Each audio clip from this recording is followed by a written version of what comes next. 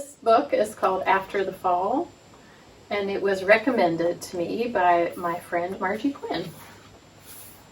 It's a story about a nursery rhyme. My name is Humpty Dumpty. This was my favorite spot, high up on the wall. I know it's an odd place for an egg to be, but I loved being close to the birds.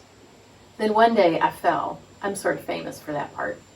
Folks called it the Great Fall, which sounds a little grand. It was just an accident, but it changed my life. Fortunately, all the king's men managed to put me back together. Well, most of me. There were some parts that couldn't be healed with bandages and glue. After that day, I became afraid of heights. I was so scared that it kept me from enjoying some of my favorite things. I walked past the wall every day, and I would think about climbing that ladder again. I really missed the birds and being high above the city, but I could never do it because I knew that accidents can happen. I actually settled for watching the birds from the ground. It wasn't the same, but it was better than nothing. Then one day, an idea flew by. Making planes was harder than I thought. It was easy to get cuts and scratches, but day after day I kept trying and trying until I got it just right. My plane was perfect, and it flew like nothing could stop it. I hadn't felt that happy in a long time. It wasn't the same as being up in the sky with the birds, but it was close enough. Unfortunately, accidents happen. They always do.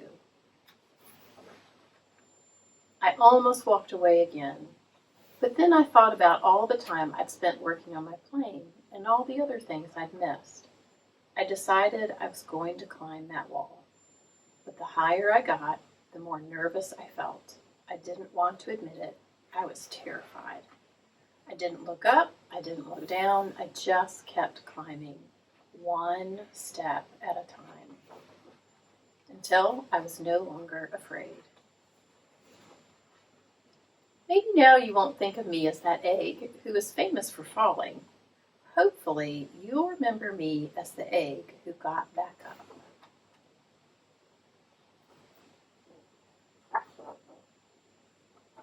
And learned how to fly.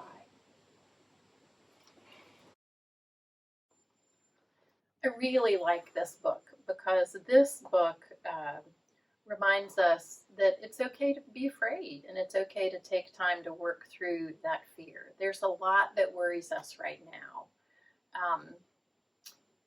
In fairy tales aren't there to tell us that evil or bad is around. We already know that. Fairy tales are there to remind us that evil or bad can be conquered. Scripture also reminds us that God is with us. God is with us at the beginning, God is with us at the end, and God is with us in all the in-between. In this time when we don't know when we're going to be coming out of our homes and be okay, we are reminded that we can rest assured. We don't have to be afraid all the time. God teaches us how to fly with ourselves, with each other. We look out for each other. We're in this together, so don't be afraid. Take care of each other, reach out to each other when you can, and if you want to make up a story about a fairy tale and send it to me, I'd love to hear it.